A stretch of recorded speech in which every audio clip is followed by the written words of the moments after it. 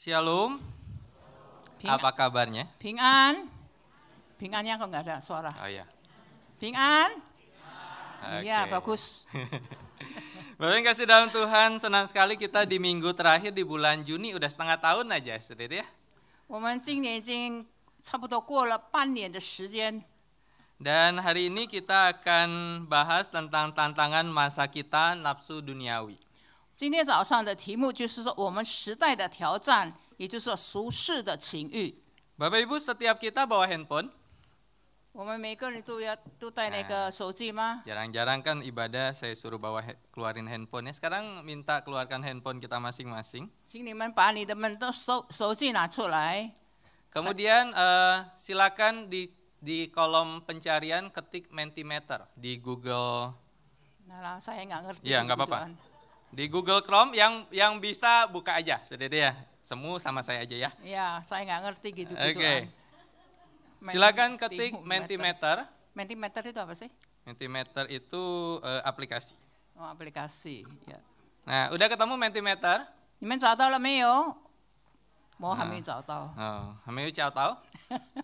Oke, kalau sudah ketemu di atasnya ada enter code here seperti itu ya. Jadi silakan ketik 75613429. 75613429. 老人家也会呀的。 Enggak apa-apa. Oh, itu keren nih. Orang tua juga bisa loh. Bisa. Makanya saya pakai Mentimeter. Oke, siapa yang sudah masuk ke Mentimeternya? Angkat tangan aja. Oke, sudah masuk ya. Oke, untuk apa sih Mentimeter ini? Untuk kita menjawab dua pertanyaan. 用来做什么呢？要回答两个问题。 Yang pertama, 第一个问题， siapa sih makhluk ciptaan Tuhan yang banyak diberikan aturan atau yang banyak punya aturan? 上帝所创造的，给他许多的条例是谁呢？ Silakan jawab. 你们回答好吗？ Nanti ada tayangannya. 我们都是上帝所创造的，那么上帝给我们很多的条例，最多的条例是哪一个呢？啊？ Oke, silakan kita lihat 1, 2, 3. Jawabannya apa? Makhluk ciptaan Tuhan kan ada malaikat, ada 有天使， binatang, ada 有 manusia. 动物等等这物。 Nah, jawabannya 他的回答是什么呢？哎， itu apa? Tulis saya. Oke, jawabannya adalah manusia ya. 啊，他的回答就是说人，上帝给我们人最多的条例就是人了。 Dan saya tidak perlu jelaskan manusia itu siapa, saudara ya. Kemudian pertanyaan kedua.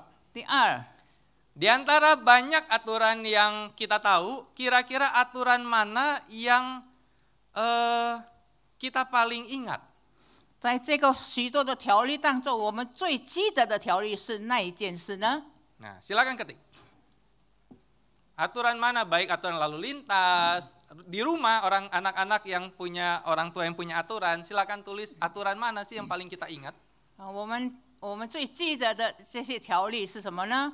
或者我们在家里父母亲管教我们的条例，或者是交通工具的条例， Bisa 我们最 digedein 记得 lagi 是 nggak 什么呢？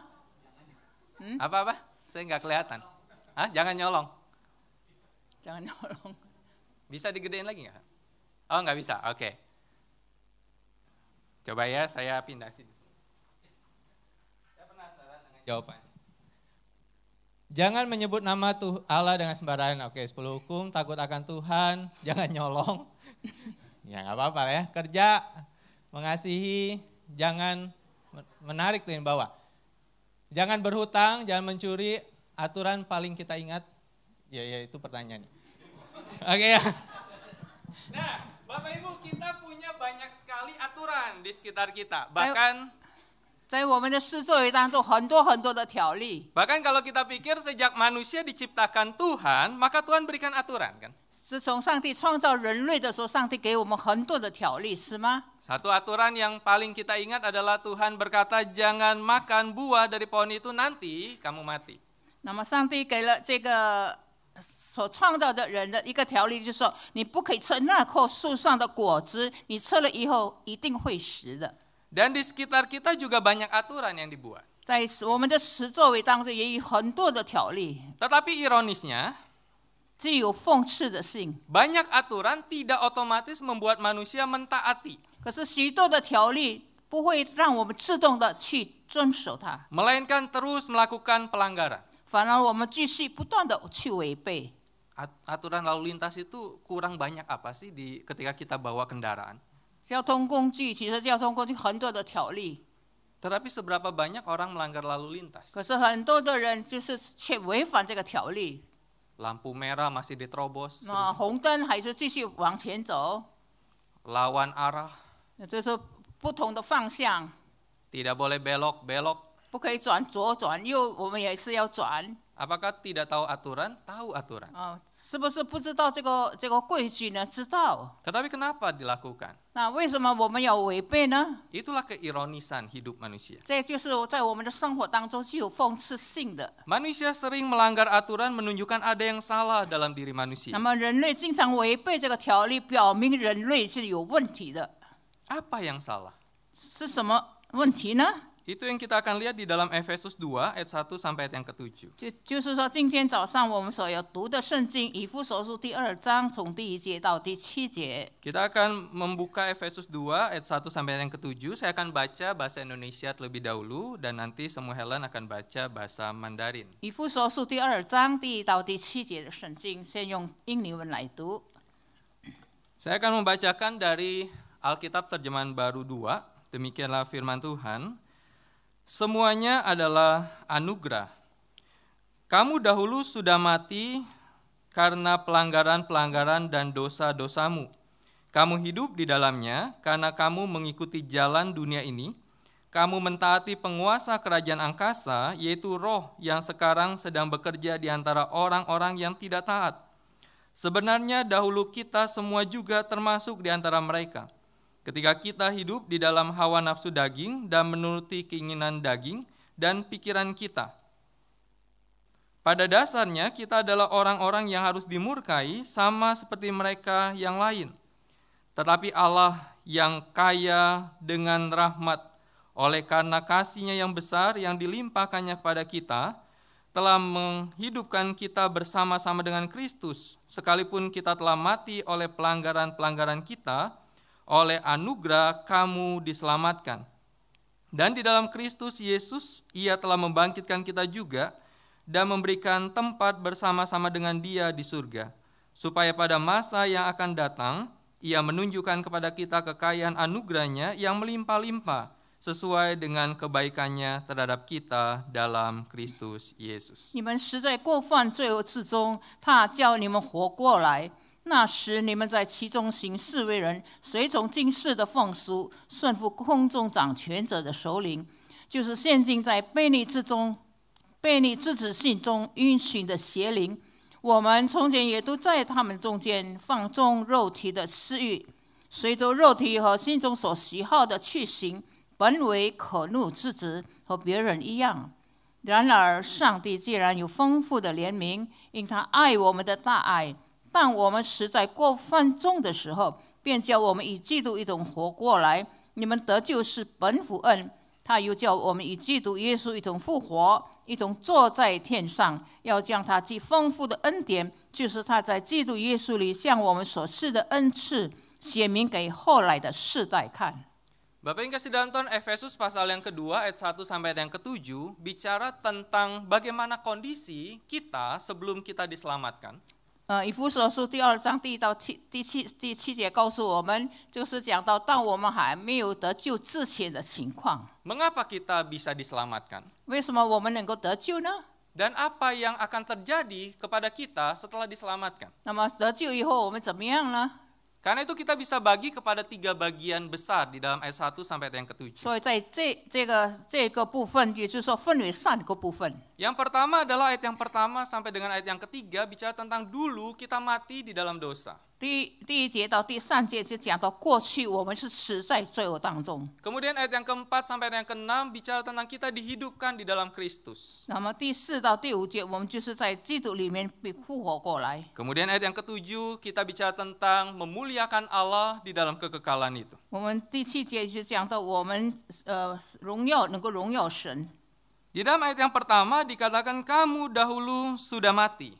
在这里第1到第3节告诉我们，过去我们是死在罪恶当中。 Sudah mati karena apa? 死了是什么原因呢？ Paulus katakan sudah mati karena pelanggaran dan dosamu. 保罗告诉我们，我们死的原因是因为我们违背上帝。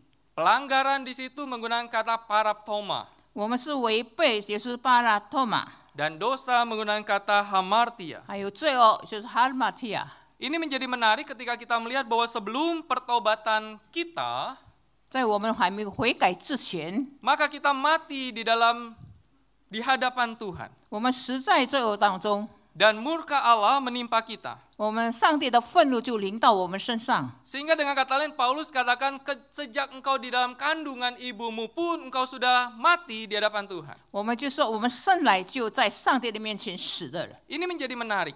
这是就非常的吸引人。 Ketika seorang ibu atau seorang ayah melihat bayi yang keluar dari kandungan istrinya, 当这个做爸爸的看见这个孩子从母腹里面生出来的时候， bayi itu menangis. 这个婴孩哭了， Bayi itu bisa bergerak. 这个婴孩可以活动， Detak jantungnya bisa terdengar. 那么他的心脏的跳动我们可以听到。 Maka sang dokter akan berkata, anak ibu hidup. 这个医生就告诉我们，你的孩子是活着。 Tetapi di dalam pandangan Tuhan, orang yang di dalam kandungan sekalipun dia mati di hadapan Tuhan. 那么在上帝的眼光当中，这个孩子在母亲的母腹当中还是死的， Hidup tapi mati. 活着可是死了， Mati tetapi hidup. 他死了可是他活着。 Bapak Ibu, apa arti mati di situ? 那么这个在这里讲到死是什么意思呢？ Mati berarti keadaan yang tanpa daya sama sekali. 也就是说，死就是说无能为力的意思。 Kematian adalah ketidakmampuan yang paling absolut. 那么这个死亡是绝对的无能。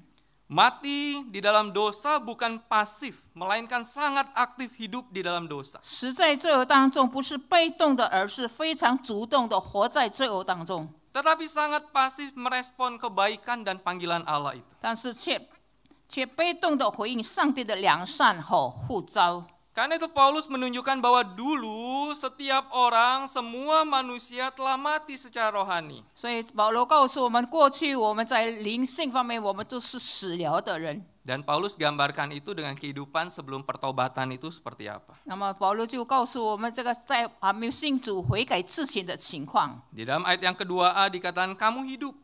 第2节上半节这里说你活在 Peripateo. peripateo， Kamu berjalan. 你能够行走， Bukan hanya sekedar hidup, tetapi kamu berjalan di dalamnya. 也并不是说单单活着，也就是说你在它里面行走。 Kamu berjalan di dalam dosa, di dalam kejahatan manusiawi itu. 你就是在罪恶当中，你行走。 Kenapa hidup dan berjalan di dalam dosa itu?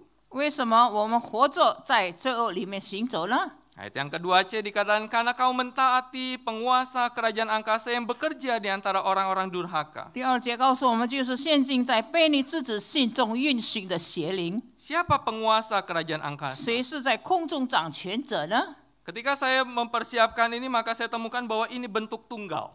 当我预备这个讲章的时候，我就想到这个是掌权者，就是一个单数的。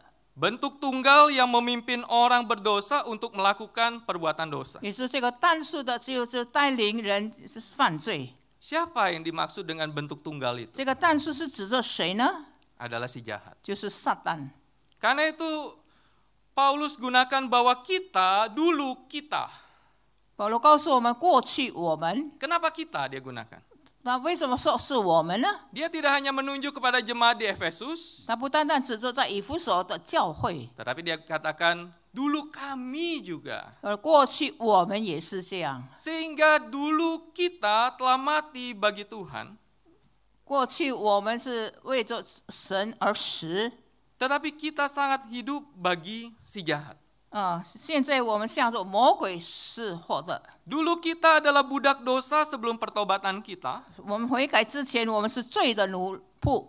Dulu tidak ada jalan keluar bagi kita keluar dari dosa. 过去我们没有出路， Dulu kita diperbudak karena natur kita hidup untuk dosa dan mati di hadapan Tuhan. 我们过去是被奴役，是因为我们的本性是为罪而活，并在上帝的面前死了。 Dan mereka yang mati dalam dosa hidup bagi dunia dan jalan-jalan dunia itu.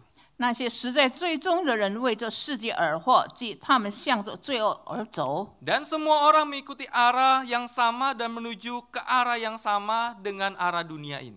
每个人都迷失在跟世界同一个方向，朝着一个方向，就是向世界而方向。 Kehidupan seperti apa di dalam arah dunia ini yang dimana kita berjalan dengan dosa itu? 那么我们朝着这个方向，向世界的方向而走是什么呢？ Maka ayat yang ketiga B ditunjukkan dengan apa sih yang dilakukan oleh manusia yang berdosa? 第3节，这里告诉我们， Maka yang pertama adalah manusia hidup di dalam hawa nafsu daging. 也就是说，第一，我们活在肉体的情欲当中， Mengikuti kehendak daging 我们顺从肉体的意识、 dan pikirannya yang jahat. 恶的意念。 Jadi segala sesuatu kaitan dengan kedagingan, hawa nafsu daging, keinginan daging, pikiran yang jahat, 所以一切都是照着我们的肉体的情欲、肉体的意识、恶的意念的有关系的。 yang dilakukan semua orang di luar Kristus. 也就是说，这些都是在基督以外的人所做的。 Hari Rabu lalu saya khotbah di Kebaktian Doa sebuah GKY di Tangerang. 前个礼拜三我在当个人讲道的时候， Saya membahas tentang saksi iman yaitu Nuh. 我就讲到Nuh. 讲到诺亚的故事。 Kenapa orang-orang di zaman Nuh Tuhan hukum? 为什么在诺亚的时代， Bahkan bukan hanya Tuhan hukum, tetapi Tuhan akan habiskan. 不单单在诺亚的时代惩罚他们，也就是说把他灭绝了。 Karena dikatakan bahwa mereka dari hati saja sudah membuahkan kejahatan untuk melakukan 因为 kejahatan. 他们在心里面已经作恶了。 Itu satu gambaran betapa luar biasanya hawa nafsu kedagingan, pikiran yang jahat, hidup di dalam kehendak daging itu menguasai manusia yang berdosa. 我们就可以知道，他们人就是在肉体的情欲当中、恶的思念当中活着。 Apa sih definisi nafsu? 那么情欲的意思是什么呢？ Maka definisi umum adalah nafsu itu adalah sebuah hasrat seksual yang kuat dan tak terkendali. 情欲的一般定义就是说，极强烈的或者是没有办法控制的性欲。 Sebuah hasrat yang begitu luar biasa yang kita seakan-akan gak bisa kendalikan itu. 非凡的热情或者是欲望。 Nafsu cenderung menambahkan sebuah keinginan duniawi berupa hasrat seksual dan kepemilikan materi. 那么这个情欲基本上是以性欲或者物质财产的形式，渴望世俗的欲望。 Nafsu berfokus kepada kepuasan diri. 那么情欲的焦点是自我满足， Mengarah pada pemenuhan keinginan seseorang tanpa mempertimbangkan konsekuensinya. 那么我们往往会导致有毒的行为。 Nafsu muncul dari sebuah keegoisan dan keserakahan. 那么情欲是来自自私和贪婪。 Kalau di dalam bahasa saya itu seringkali saya bilang gini, banyak orang itu ngomong dulu baru mikir. ngomong dulu baru。 Mikir. 有的人是说先讲话，后来才思想。 Mirip nih sama nafsu. 跟这个情欲差不多一样。 Banyak orang lakukan dulu, nggak peduli dia sakit apa, yang penting dia puas dulu. 也就是说，很多人先做，先有行动，他都不管一切，只要他满足。 Kalau beberapa waktu ini kan ada berita yang gempar artis selingkuh gitu ya. Artis selingkuh. selingkuh。最近有这个讲到这个意外的事。 Istri orang selingkuh sama suami orang. 那么这个做太太的就跟别人的丈夫有意外。 Padahal suaminya ganteng, suami yang selingkuh juga istrinya cantik. 那么其实这个男方是很漂亮的，他就跟别的男子，这个男子的太太也是很美的。 Dan orang berpikir bahwa kenapa bisa selingkuh? 他们就会说，为什么有意外呢？ Bahkan sang istri yang diselingkuhi, dia berkata di sebuah podcast, saya memutuskan untuk bercerai. 那么这个作为太太的之后，他决定要离婚。 Banyak orang melakukan itu. 不少的人做这样的事。 Mereka tidak mempertimbangkan konsekuensinya, yang penting kenikmatannya. 他们忘记了他们所做的后果是什么，只要他满足， Karena itu muncul dari sebuah keegoisan dan keserakan dan ketamakan. 所以就产生自私的和贪婪的。 Apa pengertian nafsu di dalam pengertian Alkitab? 在圣经里面的情欲的意思是什么呢？ Nafsu adalah sebuah kerinduan yang berdosa melawan kehendak Allah. 情欲是一种罪恶的渴望， Nafsu berada di dalam hati, 那这个情欲是在心里面的， bukan sebatas karena kebutuhan, 并不是说所需要的是， tetapi pusat semua kekuatan dan dorongan moral, bahkan sebuah tindakan spiritual. 也就是说，所有的权力的重心和道德的力量和精神的活动。 Nafsu adalah objek dari sebuah keinginan. 情欲是欲望的对象。 Kemudian kita akan berkata gini, apakah semua nafsu itu salah loh? 我们就说，是不是全部的情欲是不对的？ Makan itu perlu nafsu loh. 我们吃饭也要有这个私欲。 Kalau orang sakit gitu ya, cenderung kan disuapin, aduh nggak nafsu makan. 有的人生病了要吃饭，他都不肯吃，没有这个味，没有这个口味。 Ada nafsu yang memang dalam taraf, ya memang semua kita punya. 其实我们所有的人都有这个情欲。 Tetapi yang dipahami oleh Paulus di sini adalah nafsu yang lebih daripada kewajaran yang memang harus kita punya. 也就是说，这个保罗告诉我们，这些情欲就是说，这个是说正常的。 Sehingga nafsu dari orang yang berdosa otomatis tertuju pada kehidupan yang berdosa. 那么追人的情欲就是导致罪恶的生活。 Dan ketika Alkitab bicara tentang nafsu di sini 29 kali muncul di dalam Alkitab. 它在圣经里面出现了29次， Dan semuanya negatif. 都是负面的。 Bukan bicara tentang makan itu dosa, nafsu dosa, tidak. 并不是说吃饭只是这个欲望是罪恶，不是。 Tetapi 29 kali ini lebih cenderung kepada percabulan dan penyembahan berhala. 这个29次是讲到拜偶像，还有这个奸淫的事。 Sehingga orang di luar Kristus tidak dapat melepaskan diri dari perbudakan si jahat ini. 那么在基督之外，我们不能够这个从罪恶当中被释放出来。 Mereka adalah hamba dosa. 他们是罪恶的奴仆， Atau di dalam terjemahan baru ini katakan orang yang tidak taat. 也就是说他们不顺服， Mereka tidak bisa melakukan hal yang lain. 他们不能够做其他的事情， Mereka hanya punya satu natur, 他们就有一个罪性， yaitu orang berdosa yang melakukan perbuatan dosa. 也就是说一个罪人做罪恶的事情。 Dan apa sih buah dari hidup berdosa itu? 那么这个情欲的生活的果子是什么呢？ Cuman satu, 就一个， harus dimurkai. 就是我们受到上帝的愤怒， Allah menghakimi dan murka Allah menimpa manusia berdosa. 上帝审判我们，上帝的愤怒临到我们身上。 Murka dan penghakiman Tuhan adalah bagian bagi manusia yang berdosa yang hidup untuk dosa. 上帝的愤怒和审判是我们的一部分。 Bila kondisi ini yang terjadi pada semua orang, 如果我们这种的情况是临到我们身上的时候， maka semua manusia tinggal menunggu waktunya meninggal dunia dan menantikan penghukuman 那么 kekal. 如果这种情况的话，那么所有的人就等待世界的终结。 Tetapi puji Tuhan dalam ayat yang pertama Paulus katakan kamu dahulu, kami dahulu. 感谢上帝，这里说你们过去。 Dengan kata lain bahwa murka Allah yang harusnya ditumpahkan bagi kita anak-anak durhaka ditimpakan kepada Kristus di atas kayu salib. 上帝对我们这些不敬虔儿女的愤怒加在耶稣基督的身上。 Sekarang kita bukan lagi anak-anak durhaka tetapi anak-anak Tuhan. 现在我们不再是不法之子，而是上帝的儿女。 Ayat yang pertama menunjukkan sebuah status kita yang berubah dari orang berdosa, orang yang mati di hadapan Tuhan, berubah menjadi orang yang telah diselamatkan oleh Tuhan. 第一节告诉我们，你们过去是过去的状态，现在已经改变了，我们已经得救了。 Kenapa status kita berubah? 为什么我们改变呢？ Ayat yang keempat. 第4节， Dikatakan tetapi Allah. 然而上帝， Bapak Ibu, kata ini dua kata yang sangat singkat. 这个很简单的，然而神。 Tetapi dua kata yang sangat singkat yang mengandung makna membalikkan situasi dari orang yang mati menjadi orang yang hidup. 也就是说，改变我们从死到活着。Tetapi Tuhan membuat kita tidak lagi mati tetapi hidup. 上帝不叫我们在世，而是叫我们活着。 Tuhan telah datang menyelamatkan kita. 神已经来了，为了拯救我们。 Status sebagai orang yang mati di hadapan Tuhan sudah menjadi masa lalu yang tidak akan pernah menjadi masa kini karena itu sudah berakhir. 因为我们在上帝的面前，死是过去的状态。 Sekarang kita memperoleh jaminan hidup yang kekal itu. 那我们现在有永生的保证。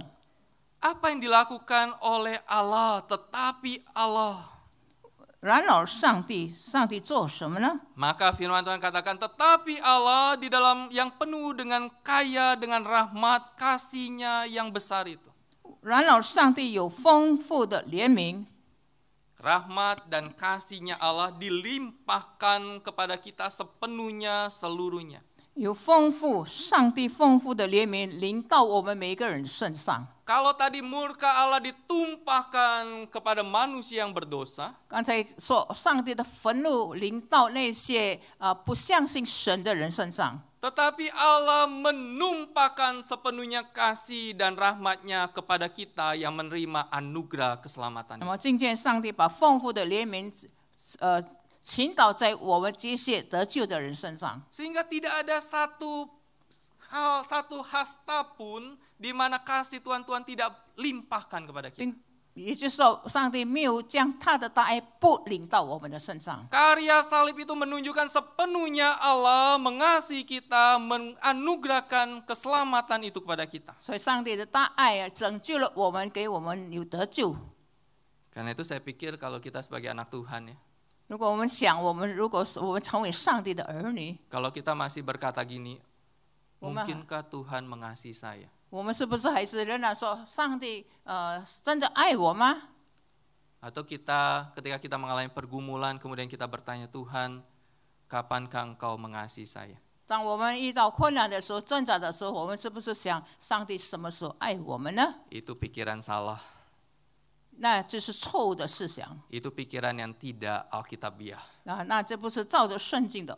Karena ketika Tuhan telah menebus kita, kasih-Nya penuh untuk kita. 当上帝救赎了我们，上帝的大爱就充满了我们的 Apa yang 心。 dilakukan oleh Tuhan ketika Dia menumpahkan kasih dan rahmat-Nya kepada kita? 当上帝把他丰富的怜悯、他的大爱倾倒在我们身上的时候， Maka membuat kita dihidupkan bersama dengan Kristus. 所以使我们与基督一同活过来， Kita diselamatkan. 我们得蒙拯救， Kita diberikan tempat bersama-sama dengan Allah di 我们一 surga. 同坐在天上。 Status berubah, 我们的这个身份不一样， realita berubah, 事实上也不同， kondisi berubah. 情况也不一样， Dari orang yang mati menjadi orang yang hidup. 从死变成活着， Dari orang yang harus dimurkai menjadi orang yang 从 diselamatkan. 本来是上帝的愤怒变成上帝的怜悯， Dari orang yang harusnya dibuang ke dalam penghukuman yang kekal menjadi orang yang tinggal nanti bersama-sama dengan Allah 那 di 么 dalam 从上帝把 kekekalan. 我们撇到这个永恒的地狱里面，可是上帝就改变，叫我们可以得着神的救恩。 Mengapa? 为什么呢？ Karena Allah sangat mengasihi kita. 因为上帝如此的爱我们。 Bapak Ibu ngomong sama sebelahnya, Tuhan itu mengasihi kamu. 你们跟隔壁说，上帝爱你， Sancti aini. 神爱你。 Ya sama kan. Ya, disuruh ya Iya. melakukan. Nah, Tuhan itu sangat mengasihi kita. 上帝很爱我们。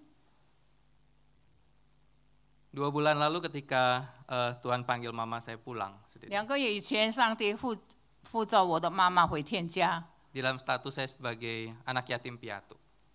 Siapa？ Saya. 哦，我叫个这个 Oh, yatim piatu. 然后我就成为孤儿。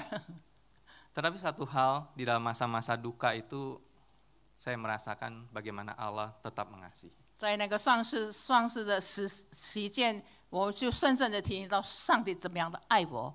Bapak Ibu, bagaimana kondisi kita hadir saat ini? 我们这个时候我们已经来到这个地方，我们的情况怎么样呢？ Percayalah bahwa Allah sangat mengasihi kita. 我们相信上帝特别爱我们。 Kasih Allah tidak otomatis membuat masalah kita selesai. 上帝爱我们，并不是说上帝自然的把我们一切的困难除去。Tapi kasih Allah membuat kita damai. 上帝的爱叫我们平安， Di tengah-tengah permasalahan kita membuat kita damai menjalani itu bersama dengan Tuhan. 在这个混乱的时代里面，叫我们心中平安来走这条路。 Mengapa? 为什么呢？ Untuk kemuliaannya. 来为着他的荣耀。 Sehingga mengetahui keberdosaan kita membuat kita menghargai kasih karunia Allah. 我们知道我们的罪性，使我们感谢上帝的恩典， Kemurahan Allah. 上帝的怜悯， Kasih Allah yang mengulurkan tangan menyelamatkan orang mati seperti kita. 上帝的爱像我们一样伸出手来拯救那些实在追踪的人。 Jika Allah Bapa tidak menarik kita kepada Kristus 如果父神不吸引我们归向耶稣基督， dan membuat kita percaya kepadanya, 并使我们相信他， tidak seorang pun dari kita akan diselamatkan. 就没有 sama 一个 sekali. 人会得救。 Saya gunakan kata tidak menarik kita. 我们在这里说不吸引， Dengan kata lain bahwa keselamatan itu 100% karya Tuhan 所以救恩是180%的，是上帝的工作。 dan 0% bagian kita. 对我们来说是0%。 Kenapa? 为什么呢？ Karena kita mati di hadapan Tuhan. 我们 Kita mati di hadapan 我们 Tuhan. 在上帝的面前死了的人， Dihidupkan oleh Tuhan adalah monergistik. 上帝叫我们活过来， Satu kekuatan bukan sinergis. 是单一的，是一种力量， Bukan kerjasama antara Allah dan manusia sama dengan 不是 keselamatan. 协同的，不是合作的，只有上帝赐生命给罪人。 Hanya Tuhan yang menghidupkan orang berdosa dan semuanya untuk kemuliaan dan anugerahnya yang menakjubkan. 这一切都是为了他的荣耀和奇异的恩典。 Ayat yang ketujuh menunjukkan bagaimana Allah menerima pujian dan kemuliaan untuk selama-lamanya karena kasih yang ditunjukkan pada kita. 那么第7节告诉我们，上帝的爱是永远得着称赞和荣耀。 Tuhan akan terus menunjukkan kasih kepada kita dan kita akan terus menyembah dan memuji. 那么上帝不断的展示他的爱，我们继续不断的敬拜和称赞他。 Jadi inti dari pengajaran ayat 1 sampai ayat yang ketujuh adalah ini. 所以，我们以弗所书第2章1到第7节的核心的教导是： Kita mati di hadapan Allah, 我们在上帝的面前是死的， tetapi Allah membangkitkan, 可是上帝却叫我们活过来， mempersatukan 并使我们以 dan menjadikan kita bersama Kristus di 并 surga. 使我们与基督一同联合在天上。 Itu yang dilakukan. 这是我们所做的。 Bapak Ibu, saya punya sebuah gambaran untuk kita. 我在这里有一幅图画， Saya punya kertas. 我有纸， Semua mau main? enggak bisa。 Kalau semua nggak mau main, berarti saya minta 3 orang deh main sama saya. 3个人，请你们出来，年轻的啊，muda-muda。 Oke. Cynthia boleh? Ayo kok malu-malu. Silakan Sin. Kemudian Ayo. siapa? Brian boleh. Satu lagi dong. Oke, Depi. Yang muda-muda， Bapak Ibu, ini kertas biasa. 那个是平常的纸， Di belakangnya itu ya tampilan khotbah saya yang dulu ya. Karena saya nggak pakai kertas baru. Oke, ikuti saya. Apa yang kita harus lakukan dengan kertas ini? 我们用来做什么呢？这个纸， Lihat ya. Kita buat segitiga. 你们看我不会翻译。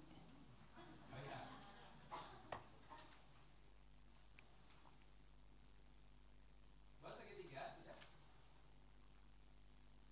Nah, segitiganya dilipat lagi.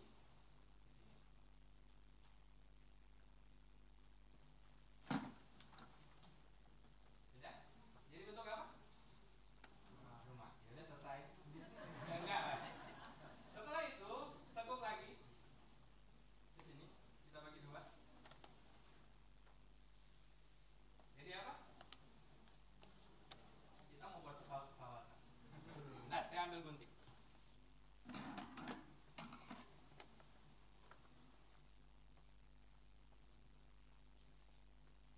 Oke, yang kita harus lakukan adalah ini. Kita gunting. Saya biasa main api kan ya, sekarang saya main gunting. Kita gunting sini.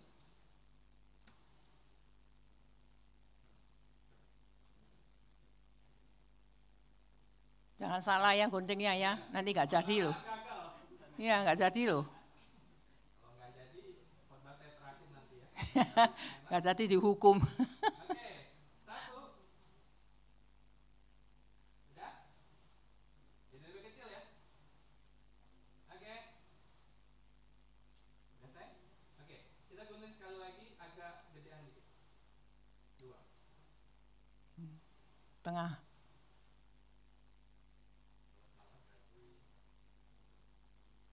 Sudah? Oke. Apa yang terjadi pada hal ini? Minta langsung masuk di bantu saya.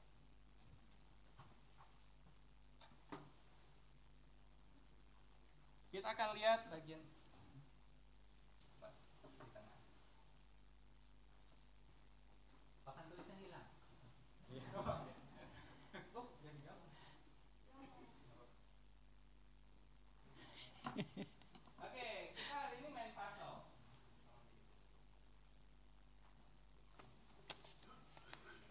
Oke. Apa ini bagian potongan ya? Kan kayak tukang sulap.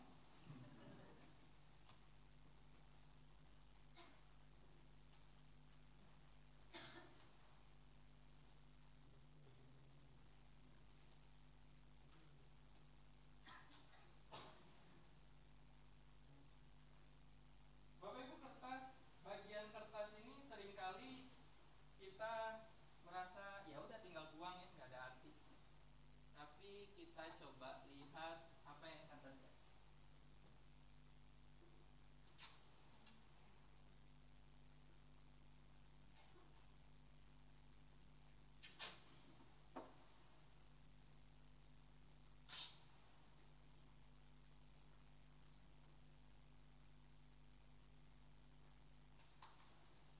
Tulisan apa?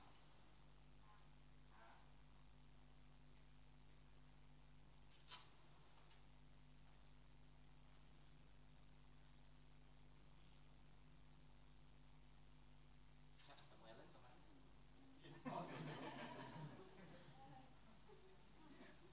Coba deh semua. Oke. Ini apa?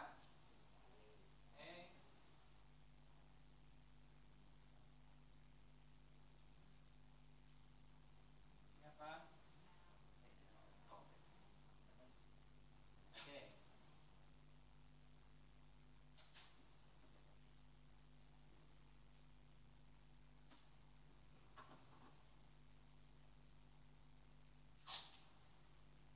Teman-teman tetap berdiri ya. Oke. Bapak Ibu, apa tulisannya dari potongan tadi? Hell. Hell itu artinya apa? Neraka. Itu dari sisa potongan yang tadi tuh. 刚才剩下的那个纸， Itulah gambaran kita di luar Kristus. 这就是在基督之外的我们。 Berhenti sampai situ?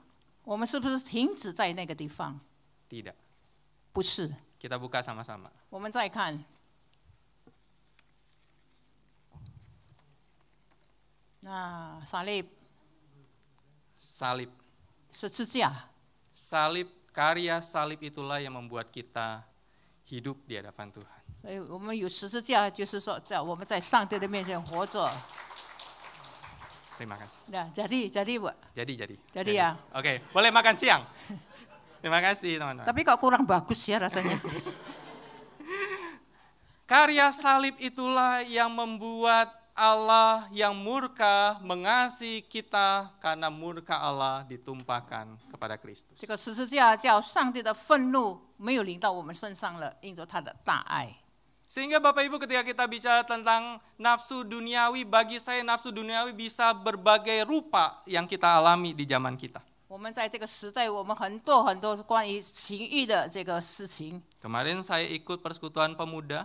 昨天我参加青年团契， Ditayangkan sebuah video tentang bagaimana LGBTQ dan kemudian gereja setan yang seakan-akan begitu luar biasa saat ini. 我们可以看见那个是有动画片，也就是讲到关于这个撒旦教会的这个情况 Itu yang besar seperti itu ya. Yang besar. 啊。Tetapi di dalam hidup kita banyak sekali nafsu duniawi yang kita hadapi. 其实我们活在这个世界上，我们很多面对许多许多的情欲的欲望。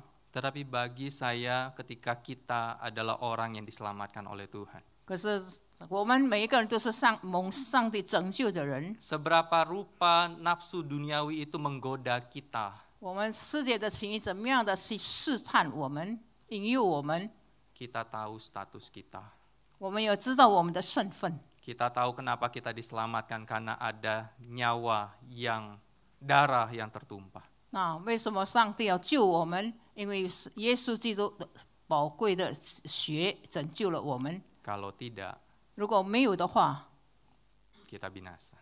我们就灭亡。 Karena itu refleksi teologis kita akan baca bersama-sama. 我们看这个神学的凡事，我们就 1, 2, 3. Kebutuhan terbesar manusia adalah Injil Yesus Kristus. Panggilan terbesar gereja adalah memberitakan Injil pada setiap orang tentang Yesus Kristus, karena itulah yang menyelamatkan, menghidupkan, mengubah hati dan kehidupan manusia. 人最大的需要就是耶稣基督的福音。教会最大的护照就是向每一个人传讲耶稣基督的福音，因为那是拯救、叫人活、改变人性和生活的福音。 Tahu status 我们知道我们的身份， dan hiduplah dalam status sebagai anak Tuhan. 我们是成为上帝的儿女的身份。 Kita berdoa. 我们祷告， Bapak terima kasih 主啊，我们感谢你， untuk kasih sayang Tuhan. 因着你的大爱， Status kami yang berubah dari orang yang mati menjadi orang yang hidup di hadapan Tuhan. 我们实在在你的面前死了的人，可是我们的身份就改变。 Dari orang yang harusnya binasa menjadi orang yang memperoleh hidup yang kekal. 我们本来应该是灭亡的人，可是我们已经改变了我们的身份，变成得着永生。 Semata-mata karena anugerah Tuhan. 这都是上帝的恩典。 Dan biarlah kami yang telah menerima anugerah keselamatan itu. 让我们接受耶稣基督的福音救恩的人， Apapun godaan di sekitar kami, 在我们是周围很多的引诱， tawaran-tawaran yang mungkin menggiurkan hati kami, 可能世界很多的来引诱我们。 tetapi ketika kami tahu status kami sebagai orang tebusan Tuhan, 可是让我们知道我们的身份是我们属神的儿女的话， ketika kami tahu bahwa hidup kami dituntun oleh Tuhan, 我们知道我们的生活是蒙主自己的带领， maka kami bisa berkata kami tidak mau lagi menyakiti akan hati Tuhan.